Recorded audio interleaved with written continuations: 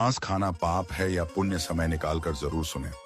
जब एक गोपाल ने श्री कृष्ण से पूछा, प्रभु मांस खाना पाप है या पुण्य, तब जो उत्तर मिला उसने सबकी सोच बदल दी। कृष्ण बोले, पाप थाली में नहीं। प्रिय दर्शकों, गरुड़ पुराण में भक्तिप्रद कहानियों को आधा अधूरा सुनना पाप का कारण बताया गया है। इसलिए आपसे विनम्र अनुरोध है कि इस जानकारी को लास्ट तक जरूर देखें, क्योंकि यह एक भक्तिप्रद कहानी है। वृंदावन की पवित्र भूमि पर यमुना का जल मंद मंद बह रहा था। बांसुरी की धुन से वड़ी सा वातावरण में शांति और भक्ति घुली थी।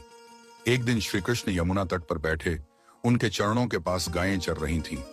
पास में सुदामा और कुछ गोप बालक बैठे थे। सब हंस बोल रहे थे, पर एक युवक गोपाल कुछ परेशान था। उसके चेहरे पर उलझन थी, आंखों में जिज्ञासा।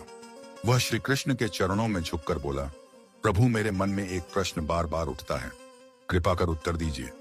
क्या मांस खाना पाप है या पुण्य? कुछ लोग कहते हैं यह हिंसा है, कुछ कहते हैं यह सिर्फ भोजन है। मैं समझ नहीं पा रहा। कृष्ण मुस्कुराए। कृष्ण ने कहा, गोपाल, तुम्हारा प्रश्न केवल तुम्हारा नहीं, युगों से मनुष्य का प्रश्न रहा है। इसका उत्तर शब्दों से नहीं, अनुभव से मिलेगा। आज रात्रि चलो, मैं तुम्हें दिखाऊंगा कि पाप और पुण्य का भेद कैसे होता है। रात्रि का समय था। वृंदावन के वन में चांदनी उतर आई थी।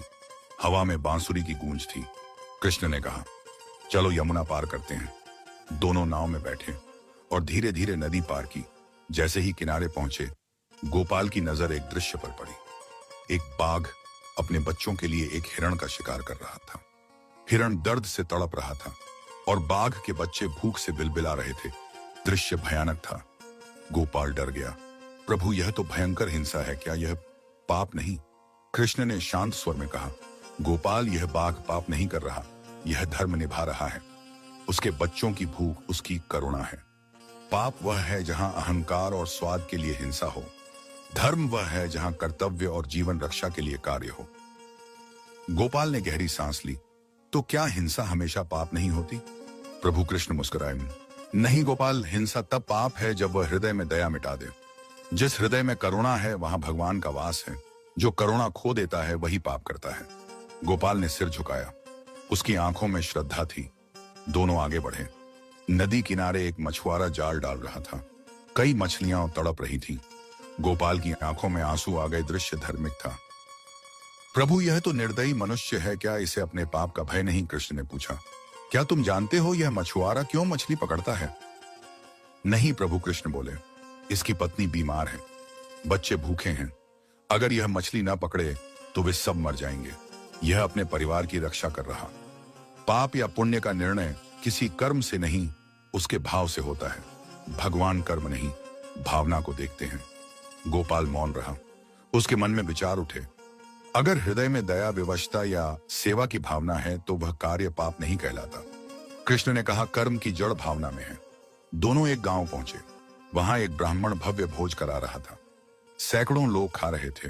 हलवा, पूरी, खीर और तरह तरह के व्यंजन, संगीत बज रहा था, पर उनके चेहरे पर विनम्रता नहीं, अहंकार झलक रहा था।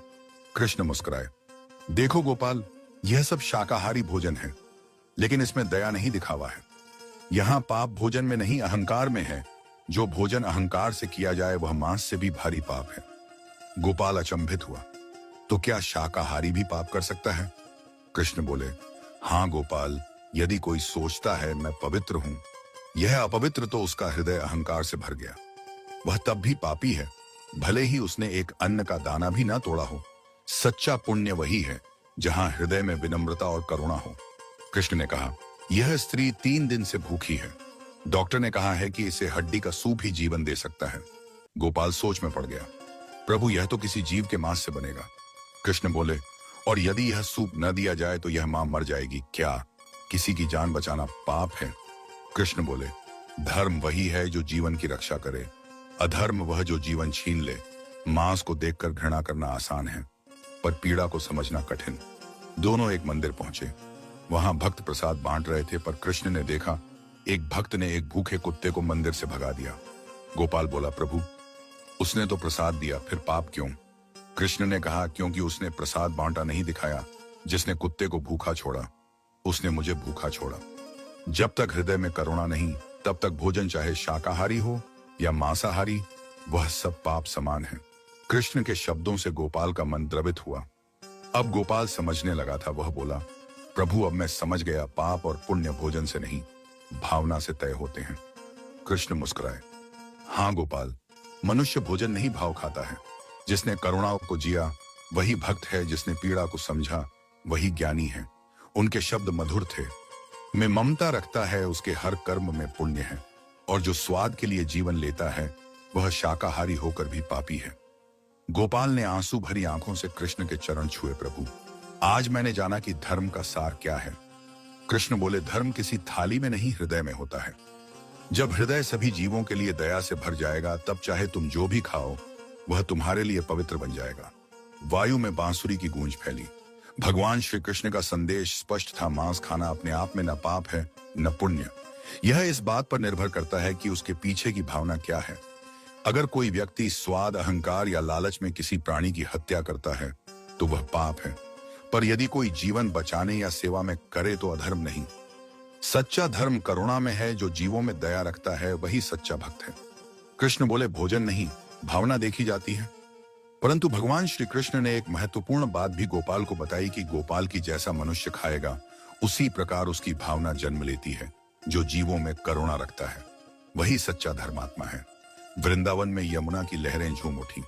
बांसुरी की धुन में प्रेम, दया और धर्म का स्वर घुल गया। दिल से कमेंट बॉक्स में लिखो, जय श्री कृष्ण।